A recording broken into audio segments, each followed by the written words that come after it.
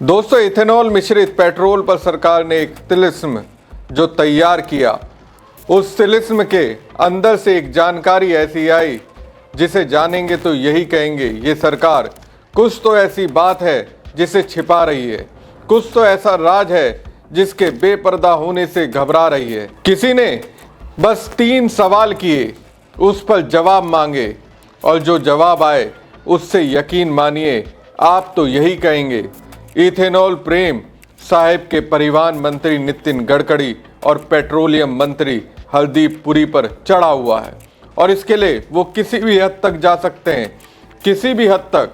सिर्फ 3 सवाल बिहार के आरटीआई एक्टिविस्ट ने पूछे और उसका जवाब ऐसा मिला जिसमें इथेनॉल को लेकर कुछ तो बात ऐसी है जिसे ये सरकार छिपाना चाहती है। नमस्कार दोस्तों, मैं हूं परवीन सानी। दोस्तों, देश भर में इथेनॉल मिश्रित पेट्रोल यानी E20 को लेकर चल रही बहस अब सिर्फ गाड़ियों के माइलेज या इंजन की सेहत तक सीमित नहीं रही। सोशल मीडिया पर जहां वाहन मालिकों की शिकायत आ रही है, वहीं कुछ माह पहले इन्फ्लुएंसर E20 के फायदे बता चुके हैं। तब आरोप लगे थे कि सरकार ने करदाताओं के पैसे से इन इन्फ्लुएंसरों को भुगतान कर E20 का प्रचार कराया है, लेकिन जब आरटीआई के तहत इसे लेकर जानकारी मांगी गई तो सरकार, तेल कंपनियों और मंत्रालय के जवाबों ने एक सवाल पैदा किया। बिहार के आरटीआई एक्टिविस्ट कन्हैया कुमार ने 1 सितंबर 2025 को पेट्रोलियम मंत्रालय से कुछ सवाल पूछे। सवाल ये कुछ इस तरह से रहे: पिछले 2 वर्षों में E20 पेट्रोल के विज्ञापन प्रचार पर सभी माध्यमों, electronic, print, digital, social media आदि के जरिए हुए कुल खर्च का विवरण। सवाल नंबर 2, प्रचार के लिए नियुक्त हुई एजेंसियों और इन्फ्लुएंसरों के नाम। सवाल नंबर 3, इस काम के लिए इन्फ्लुएंसर आदि को हुए भुगतान की जानकारी। अब दोस्तों, पेट्रोलियम एवं गैस मंत्रालय ने क्या जवाब दिया? वो जवाब कुछ ऐसा है जिसे जानते ही मेरे जहन में इस सवाल आया, आखिर इस तरह से जवाब क्यों दिया गया? ऐसे जवाब देने की बजाय तो सरकार खामोशी रहती। क्या जरूरत थी जवाब देने की? दोस्तों, पेट्रोलियम मंत्रालय ने जवाब देने की बजाय 8 सितंबर को आरटीआई आवेदक 3 सरकारी तेल कंपनियों जिसमें BPCL, HPCL और IOCL है, उनको भेज दिया। लेकिन तेल कंपनियों से मिले जवाबों के बेतुकेपन ने नए संदेह पैदा कर दिए। अब मैं बेतुकापन क्यों कह रहा हूं? क्योंकि 29 सितंबर को IOCL ने सभी सवालों का एक ही जवाब दिया। मांगी गई जानकारी काल्पनिक प्रकृति की है, इसलिए हम इसे उपलब्ध कराने में असमर्थ हैं।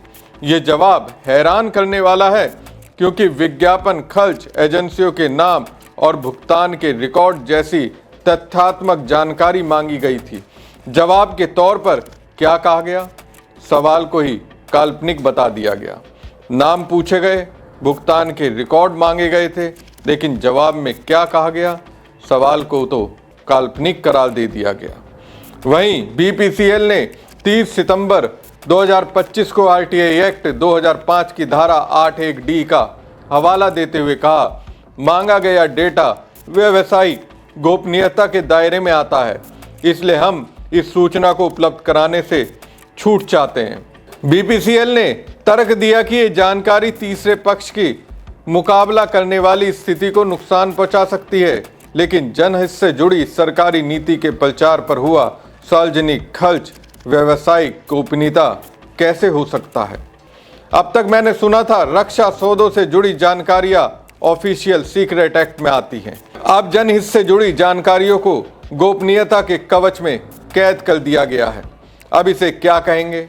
वहीं हिंदुस्तान पेट्रोलियम ने भी BPCL जैसा जवाब दिया और व्यावसायिक गोपनीयता का हवाला देकर जानकारी देने से मना कर दिया। दोस्तों, इस तरह के सवालों के जवाब में सरकारी कंपनियों ने 2 तरह के उत्तर दिए। IOCL ने कहा कि सवाल काल्पनिक है, BPCL और HPCL ने कहा कि व्यावसायिक गोपनीयता का मामला है। इन जवाबों का ये बेतुकापन इसलिए विवाद में आ जाता है क्योंकि इस पूरे प्रचार अभियान पर सरकार की ओर से स्पॉन्सरशिप होने का आरोप लगा था।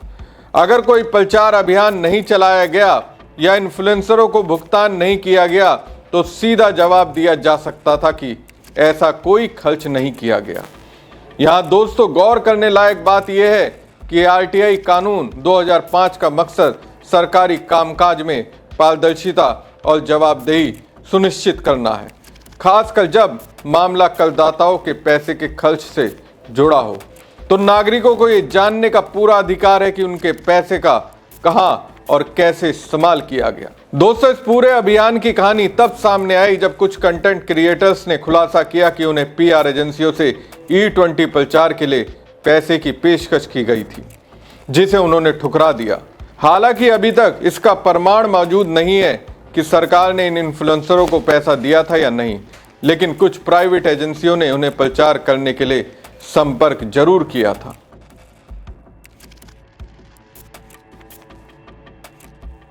बूम लाइव से बातचीत में द रेस मंकी नाम के ऑटो रिव्यू पोर्टल के संपादक ईशान भारद्वाज ने बताया कि 14 अगस्त 2025 को उन्हें #मीडिया नाम की पीआर एजेंसी द्वारा संपर्क किया गया था। जब भारद्वाज ने 20 लाख रुपए की मांग की तो एजेंसी ने 15 लाख रुपए का प्रस्ताव दिया। भारद्वाज ने कहा, यह मार्केटिंग नहीं बल्कि घोटाला है। करदाताओं के पैसे से गलत सूचना फैलाई जा रही है। मोटरसाइकिल ट्रेल्स नाम के एक अन्य इन्फ्लुएंसर को भी ऐसी ही पेशकश मिली थी, जिसे उन्होंने ठुकरा दिया। कंटेंट क्रिएटर मुकेश मोहन का दावा है कि मई 2025 में एक पीआर एजेंसी ने उन्हें 1,45,000 रुपए में E20 पर स्पॉन्सर्ड रील बनाने का ऑफर दिया था। उन्होंने इस कथित ऑफर का स्क्रीनशॉट सोशल मीडिया पर शेयर किया था। अब दोस्तों, यहां सवाल उठता है कि क्या इन प्राइवेट एजेंसियों ने अपने आप इन इन्फ्लुएंसरों को सरकारी उत्पादन के प्रचार के लिए संपर्क किया?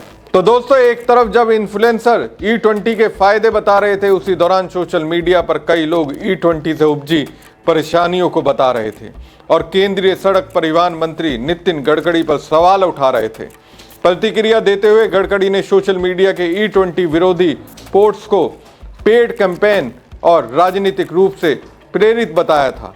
उन्होंने कहा था कि यह अभियान उन्हें निशाना बनाने के लिए चलाया गया है और पेट्रोल लॉबी बहुत अमीर और ताकतवर है। परिवहन मंत्री के आरोपों का जवाब देते हुए कंटेंट क्रिएटर मुकेश मोहन ने अपने एक वीडियो में कहा, नहीं मंत्री जी, आलोचक पैसे नहीं ले रहे थे, पैसे तो पेड कैंपेन के लिए दिए जा रहे थे। दोस्तों, E20 नीति के गुण दोष पर बहस अलग है, लेकिन इसके प्रचार पर खर्च की गई जानकारी देने से इनकार करना चिंता का विषय है। एक तरफ मंत्री जी कह रहे हैं कि आलोचना पेड है, दूसरी तरफ पीआर एजेंसियों के ऑफर और इन्फ्लुएंसरों द्वारा सरकारी अकाउंट्स के साथ कोलैब में पोस्ट किए गए वीडियो मौजूद हैं। जुलाई अगस्त 2025 में जब भारत ने E20 लक्ष्य को 5 साल पहले हासिल करने का ऐलान किया तो सोशल मीडिया पर अचानक कई बड़े इन्फ्लुएंसर एक साथ E20 की तारीफ करते नजर आए। करीब 30 से अधिक इन्फ्लुएंसर ने लगभग एक साथ एक जैसे हैशटैग के साथ और एक जैसी थीम वाले वीडियो पोस्ट किए। इन वीडियोज में बताया गया कि E20 से पर्यावरण को फायदा होगा, किसानों की आय बढ़ेगी और गाड़ियों को कोई नुकसान नहीं होगा। सबसे दिलचस्प इन सभी पोस्ट में इंस्टाग्राम के कोलैब फीचर के जरिए पेट्रोलियम मंत्री हरदीप सिंह पुरी, पेट्रोलियम एवं गैस मंत्रालय, BPCL, HPCL और IOCL जैसी सरकारी तेल कंपनियों के आधिकारिक अकाउंट्स को जोड़ा गया था। कोलैब फीचर के लिए संबंधित यूजर की मंजूरी जरूरी होती है, जिससे साफ हो जाता है कि सरकार को इस अभियान की पूरी जानकारी थी। Fact check website Alt News ने बताया था कि इस अभियान के तहत बनाए गए वीडियो करोड़ों लोगों तक पहुंचे। तो दोस्तों, ये है स्थिति। इथेनॉल से जुड़ी एक साधारण जानकारी को सरकार संवेदनशील करार दे रही है, तो इसे क्या कहेंगे? इससे समझ सकते हैं मौजूदा सरकार किस तरह से काम कर रही है। आपको क्या लगता है? कमेंट बॉक्स में कमेंट करके जरूर बताएं। साथ ही पेज को ज़्यादा से ज़्यादा लाइक और शेयर कीजिएगा। धन्यवाद।